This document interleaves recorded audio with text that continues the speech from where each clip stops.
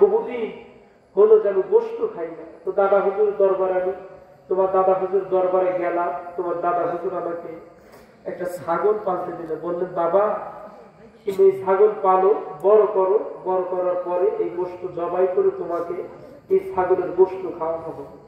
আমার পীর অর্ধ চামচ ভাত খাইতেন, অর্ধ চামচ অর্ধাহারে অনাহারে খাইতেন।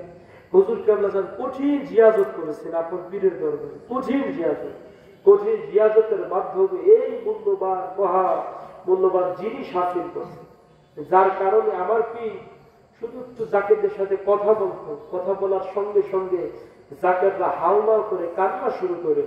কথা বলুন ঠিক কি না? কান্না শুরু করে। এটা কি কেন জানে? আমরা মাওলানা সাহেবরা এত কথা বলি, পৃথিবীতে তো বাংলাদেশে আলেমুলামার অভাব নাই। বলতে পারবে যে তাদের দ্বারা কয়জন মুসলমান হয়েছে বাংলাদেশে? হয়েছে? বলতে পারবেন না। কিন্তু মাইনুদ্দিন চিস আসবিরির ভিতরে, মুজাদ্দিদ আল ফিসালির ভিতরে এমন কোন অয়েল ছিল, তাদের জিহ্বা, তাদের লিসানে, তাদের কলবে এমন কোন নূর ছিল, যে নূরের কারণে শুধু একজন দুইজন না, হাজার হাজার কোটি মানুষ ইসলামের পতাকা চলে আসছে এই আল্লাহর ওলিদের মাধ্যমে। এটা কোন নূর? এই নূরের নাম হলো বেলায়েতের নূর। যেই নূরওয়ালা মানুষ যদি কথা বলে, আমরা কথা বললে আপনাদের সত্য কথা বলি, আমরা যদি কথা বলি আপনাদের কান পর্যন্ত যায়, কিন্তু এই কান পর্যন্ত পৌঁছায় না। কিন্তু আল্লাহর ওলিরা যখন কথা বলে এই কান পর্যন্ত পৌঁছায়, যার কারণে ওলিরা যখন কথা বলতে শুরু করে মানুষ চুপ করে থাকে, আর তৎক্ষণাৎ মানুষ কান্নার একটা রুল পড়ে যায়, ওলি আল্লাহর জন্য পাগল হয়ে যায়। কথা বলুন ঠিক কিনা? বান্ধব করে সাইরা জামা মুর্শিদ আগে জানি না মুর্শিদ করে সাইরা জামা বন্ধ আগে জানি না। ওই আমি দেখিলাম সোনার ছবি, আবার যায়া দেখি না আগে জানি না। দরদিয়া করে সাইরা জামা মুর্শিদ আগে জানি না। একটি বাসায় দুটি পাখি, কত যে আনন্দ থাকিও। একটি বাসায় দুটি পাখি, কত যে আনন্দে থাকিও। এখন তুমি কোথায়, আমি কোথায়, কেউ তো কাউরে দেখি না আগে জানি না।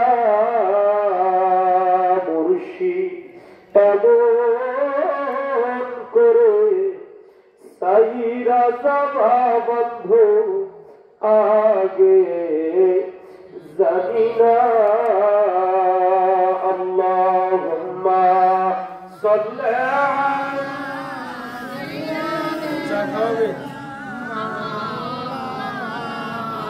মুহাম্মদ ওয়া আলা আলি সাইয়্যিদিনা মাওলানা মুহাম্মদ। আবার হুজুর কেবলা যান বললেন, বাবা দীর্ঘ 40টা বছর তোমার দাদা হুজুরের দরবারে আমি এইভাবে খেদমত গোলামি করেছি।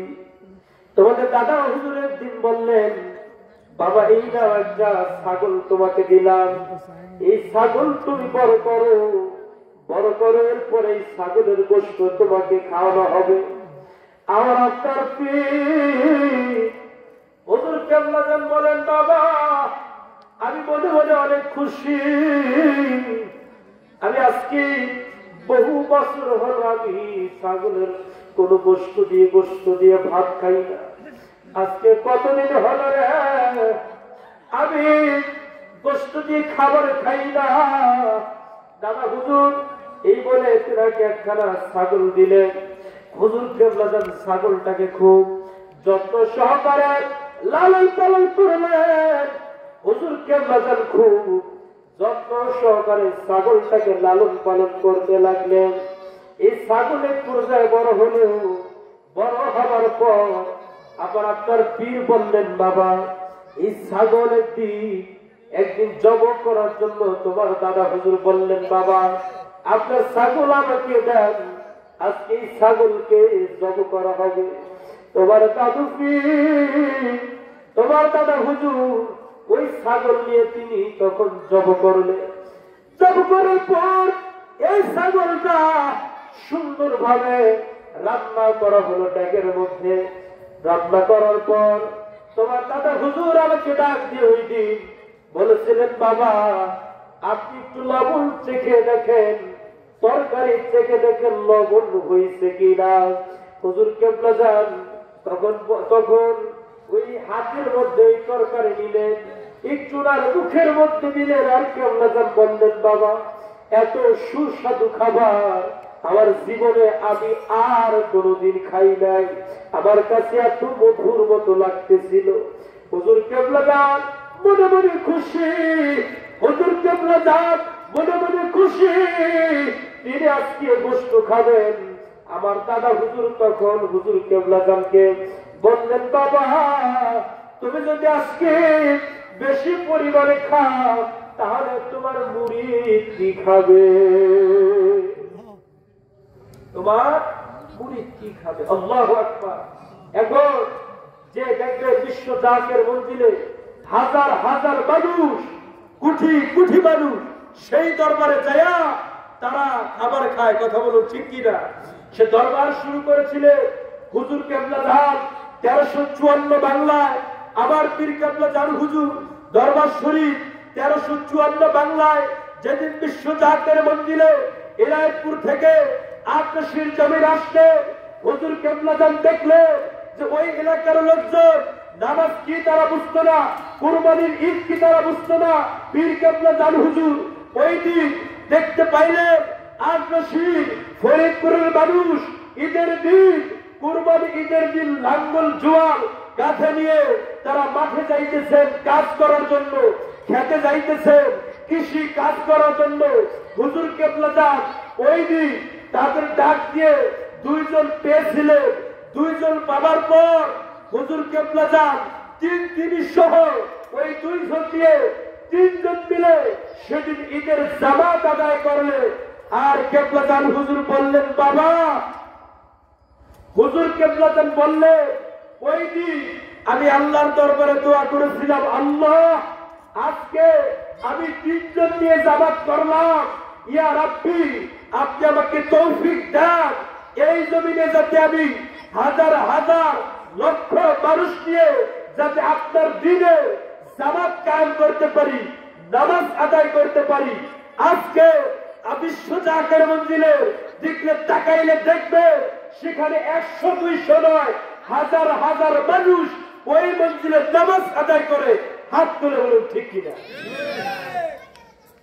তাহলে বলুন জাকের মঞ্জিলে নামাজ আছে না? জোরে বলুন আছে না নাই?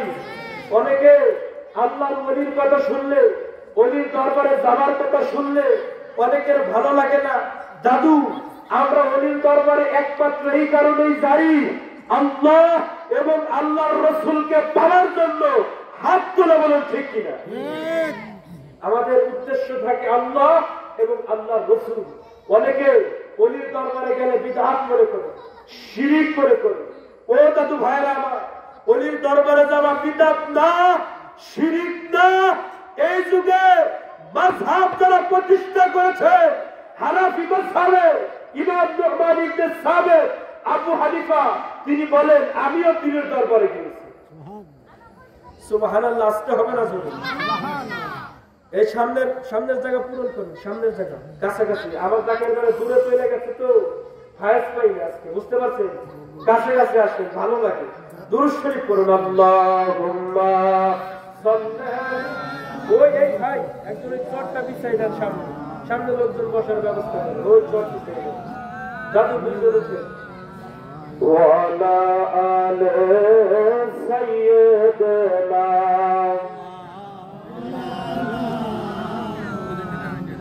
তাহলে আপনি আমি ভাবতে পারে যে আমরা শুধু অলির দরবারে যাই না, আমরা অলির দরবারে শুধু যাই না। হানাফি মাযহাব, কওমি বলে, জামাত বলে, হেফাজত ইসলাম বলে, যত আমরা যারা তরিকতপন্থী, আমরা সবাই হানাফি মাযহাবের লোক। হানাফি মাযহাব কায়েম করেছে ইমাম নু'মান ইবনে সাবিত, আবু হানিফা। তিনিও পীরের দরবারে গিয়েছে। তিনার পীরের নাম হলো হযরত বশির রাহমাতুল্লাহি আলাইহি। চিৎকার করে বলুন আল্লাহু আকবার। হযরত ইমাম বশির রাহমাতুল্লাহি আলাইহি তিনার কাছে গিয়েছে দাদু ইমাম নু'মান ইবনে সাবিত। তিনি বলে যে আমি যদি ইমাম বাকেরের দরবারে যদি 2 বছর আমি খেদমত না করতাম, তাহলে আমি ইমাম আবু হানিফার এই জীবন ধ্বংস হয়ে যাইত। ইমাম আবু হানিফা বলেন যে আমার এই জীবন ধ্বংস হয়ে যাইত। চিন্তা করার অবস্থা। আমার যে মনোযোগ দেন দাদু ভাইয়েরা আমার, দেখেন মানে এটা বিস্তারিত একটু দুরূদ শরীফ পড়েন, আলোচনা আজকে করবো ইনশাআল্লাহ। আল্লাহুম্মা সাল্লি